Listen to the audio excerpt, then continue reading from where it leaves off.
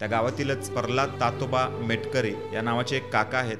त्यांनी त्यांच्या 8वीच्या मुलीला आणि 11वीच्या मुलीला कशा प्रकारे गावातीलच मुलांकडून त्रास दिला जातोय याचा पूर्ण पाडाच मला वाचून दाखवला आहे. आज मी एक वडील म्हणून सुद्धा माझ्या धाकट्या मुलगीच्या जवळ जाऊ शकत नाही, कारण तिच्या जवळ जरी जायचं म्हणलं, तिला प्रेमाने जवळ जरी घ्यायचं म्हणलं तरी ती थरथर कापते. कारण हा मुद्दा फक्त प्रल्हाद काकांच्या मुलीपुरता मर्यादित नाहीये. जिथे 8वी 9वी 10वीच्या मुलींना गावातीलच मुलांकडून किंवा शेजारच्या मुलांकडून हा त्रास होतो. तर त्यासाठी मला महाराष्ट्रातील सर्व पालकांना, सर्व वडीलधाऱ्यांना मला एक कळकळीची विनंती करायची आहे की या कामासाठी मला प्रोत्साहन देण्यासाठी तुम्ही माझ्या सोबत राहा. असेच मला कुठल्याही आर्थिक गोष्टींची मदत नको आहे, त्यासाठी मी सक्षम आहे.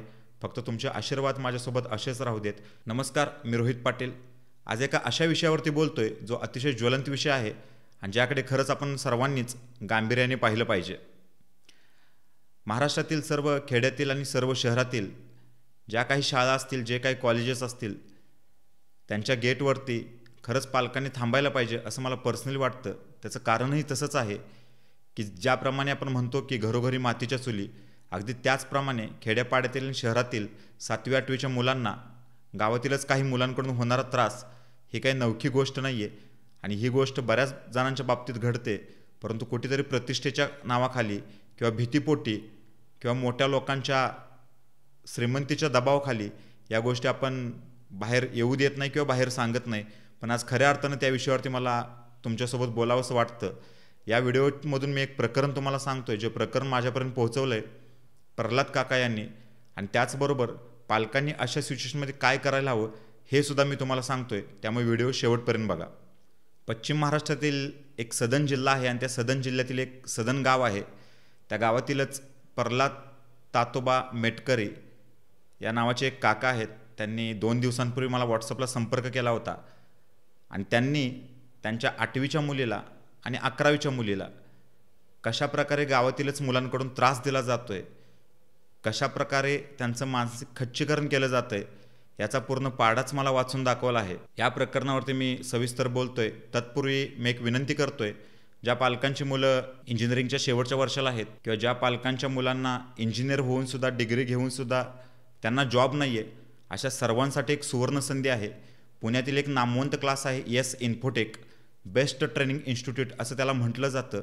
तिथे शिक्षणाबरोबरच संस्कारसुद्धा शिकवले जातात. स्क्रीनवरती तुम्हाला मी नंबर दिलेला आहे. जर तुम्ही जॉबच्या शोधात असाल तर त्या नंबरवरती कॉन्टॅक्ट करून सरांशी संपर्क साधा आणि रेफरन्स देताना माझं नाव सांगा. ते तुम्हाला 100% प्लेसमेंटसाठी नक्की मदत करतील.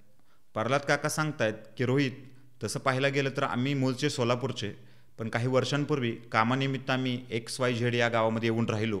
मला मुलगा नाही आहे, मला 2च मुली. माझी मोठी मुलगी 11वीला आहे तर धाकटी मुलगी 8वीला आहे. धाकटी मुलगी शाळेला जाते, तर मोठ्या मुलगीला मी 10वीला चांगले मार्क्स पडले म्हणून तिला कॉलेजला शहराच्या ठिकाणी घातलं आहे. आम्हाला शिक्षण मिळालं नाही, मुलांना शिक्षण मिळावं म्हणून आम्ही रोजंदारीवरती पडेल ते काम करतो. गावाशेजारीच असणाऱ्या एका कंपनीमध्ये मी कामाला जातो आणि माझी बायको शेतमजूर म्हणून रोजंदारीवरती कामाला जाते. तसं पाहायला गेलं तर आम्ही खूप गरीब आहोत. आम्हाला कोणाची साथ नाही आहे किंवा आमच्या इथं कोणी पाहुणे किंवा भाऊबंद कोणी राहत नाही आहे.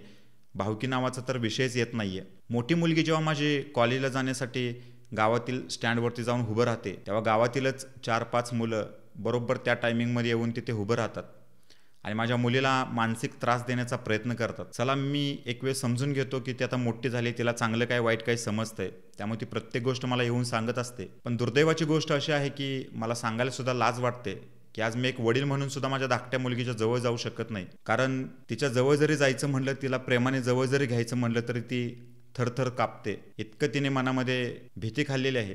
मुलगी माझी अशी का करते याची जेव्हा माहिती काढण्याचा मी प्रयत्न केला, तिच्या शाळेमध्ये आम्ही गेलो, तेव्हा शाळा प्रशासनाने जबाबदारी झटकली आणि शाळा प्रशासनाने सरळ सांगून टाकलं की मुलं जेव्हा गेटच्या बाहेर पडतात तेव्हा आमचा आणि मुलांचा काही संबंध राहत नाहीये. 4 दिवस मी वॉच ठेवण्याचा प्रयत्न केला. त्यावेळी मला असं कळलं की गावातीलच काही 4-5 मुलं आहेत, तीच मुलं जी माझ्या मोठ्या मुलीला सुद्धा त्रास देत आहेत. ती मुलं शाळा सुटण्याच्या टायमिंगलाच शाळेच्या गेटवरती येऊन थांबतात आणि माझ्या मुलीच्या पाठीमागून गाडी घेऊन येणं, तिला वाटेमध्ये अडवणं, तिला काहीतरी बोलणं, यांसारख्या गोष्टी चालतात. खरं तर गावचा सरपंच म्हणजे गावचा प्रथम नागरिक असतो आणि गावातील कुणाला त्रास होत असेल तर त्या सरपंचानेच तो त्रास कमी करायचा असतो किंवा त्या व्यक्तीचा प्रॉब्लेम सोडवायचा असतो. पण जेव्हा सरपंचांकडे ही बाब सांगायची म्हटलं मी, तेव्हा मला असं कळालं की त्याच्यामध्ये सरपंचाचा सुद्धा पुतण्या सामील आहे. अशा परिस्थितीमध्ये मला काय करायला हवं? कारण हा प्रश्न फक्त माझ्या मुलींपुरता मर्यादित नाहीये. हा महाराष्ट्रातील अनेक खेडेगावामध्ये, अनेक शहरामध्ये हा प्रश्न उद्भवला आहे. अनेक पालकांच्या मुलांना, खास करून गरिबांच्या मुलांना अशा प्रकारे त्रास दिला जातो. याच्यावरती उपाय काय? कारण पोलिसांकडे जेव्हा मी तक्रार द्यायला जातो तेव्हा पोलीस सुद्धा वॉर्निंग देऊन सोडून देतात. पण अशा लोकांची नीतिमत्ताच खराब असल्यामुळे ही लोक काही त्रास द्यायचा कमी करत नाहीत. अशी त्यांनी माझ्याजवळ व्यथा मांडली आहे आणि या व्हिडिओच्या माध्यमातून मी याच गोष्टी तुमच्यापर्यंत पोहोचवण्याचा प्रयत्न करतोय की अशा सिच्युएशनमध्ये आपण काय करायला हवं आणि हा त्रास फक्त त्यांच्यापुरताच मर्यादित आहे का, यावरतीच मी सविस्तर तुमच्यासोबत बोलतोय. हा फक्त त्यांच्यापुरताच त्रास मर्यादित आहे का, तर अजिबात नाहीये. महाराष्ट्रातील अनेक खेडेगावामध्ये, अनेक शहरामध्ये आज अशीच परिस्थिती आहे. परंतु कुठेतरी रेप्युटेशनचा सवाल असतो, कुठेतरी पैशांचा सवाल असतो, गरिबी श्रीमंतीमध्ये असणारी दरी असते किंवा मग श्रीमंतांच्या दबावाला आपण कुठेतरी बळी पडतो. त्यामुळे अशा गोष्टी आम्ही बाहेर येऊन देत नाही किंवा या मुद्द्यांवरती आम्ही बोलण्याचा प्रयत्न करत नाहीये. कारण मुलीची बाजू असते ती कुमकुवत असते. जर काय बाहेर समजलं किंवा बाहेर कळालं तर कुठेतरी मग रेप्युटेशनला धक्का लागतो किंवा पुढे मुलींच्या लग्नाला सुद्धा प्रॉब्लेम येऊ शकतो. अशी कुठेतरी सामान्य माणसाच्या मनामध्ये भीती असते. त्यामुळे सामान्य माणूस गपच बसतो. पण मला प्रामाणिकपणे सांगावंसं वाटतं की त्रास देणाऱ्यापेक्षा त्रास सहन करणारा हा मोठा गुन्हेगार असतो. त्यामुळे वेळेच आपण पाऊल उचललं पाहिजे. कुटुंब ही आपली फर्स्ट प्रायोरिटी असली पाहिजे, बाकी नंतरच्या गोष्टी. आता ही त्रास देणारी नक्की मुलं कोण असतात?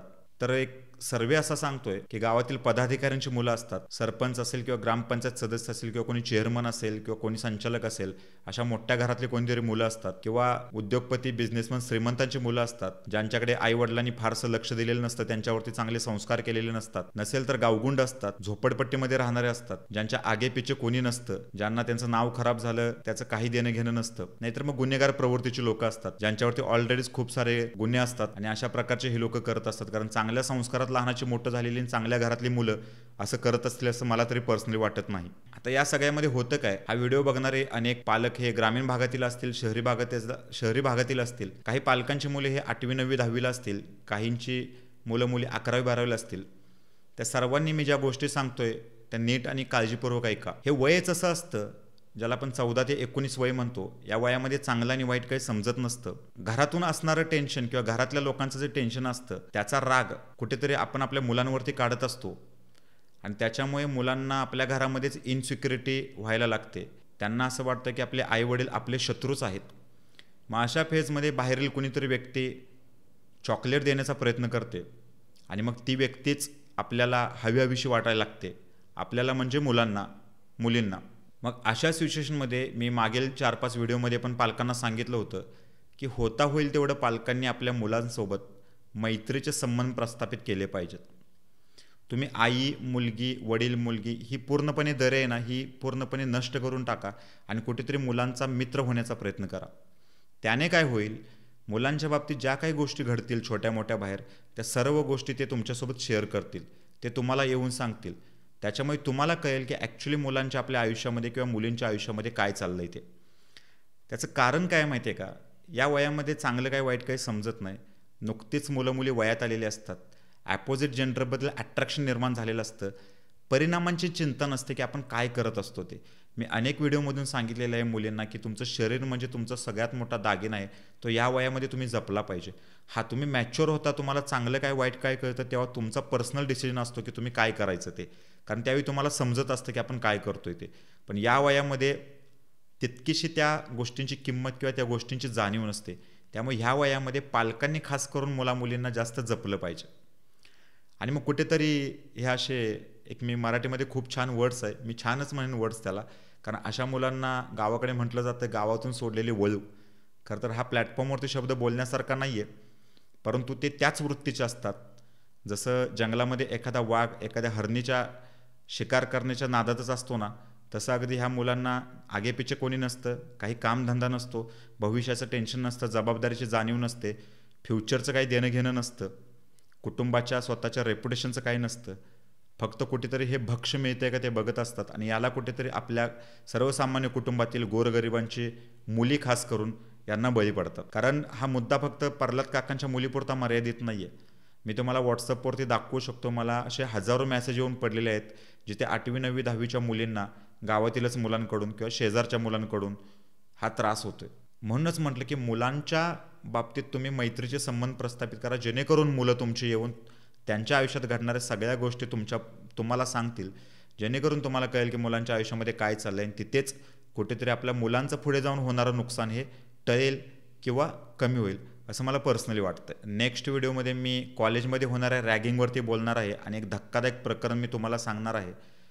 जर पालकांनी वेळेस लक्ष नाही दिलं किंवा आपण आपल्या भावना, आपण आपलं दुःख कोणाचं व्यक्त नाही केलं तर कशाप्रकारे आपल्या मुलामुलींना त्रास होऊ शकतो याचं एक तुम्हाला झळझळीत असं एक्झाम्पल मी तुम्हाला पुढील व्हिडिओमधून देणारच आहे.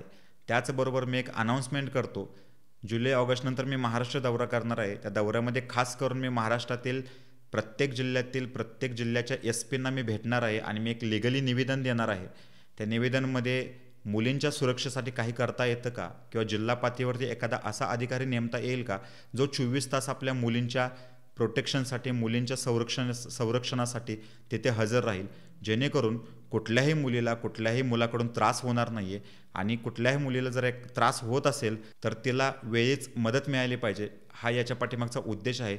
तर त्यासाठी मला महाराष्ट्रातील सर्व पालकांना, सर्व वडीलधाऱ्यांना मला एक कळकळीची विनंती करायची आहे की या कामासाठी मला प्रोत्साहन देण्यासाठी तुम्ही माझ्यासोबत राहावा. असेच मला कुठल्याही आर्थिक गोष्टींची मदत नको आहे, त्यासाठी मी सक्षम आहे. फक्त तुमचे आशीर्वाद माझ्यासोबत असेच राहू देत, अशी या व्हिडिओच्या माध्यमातून मी विनंती करतो आणि ते थांबतो.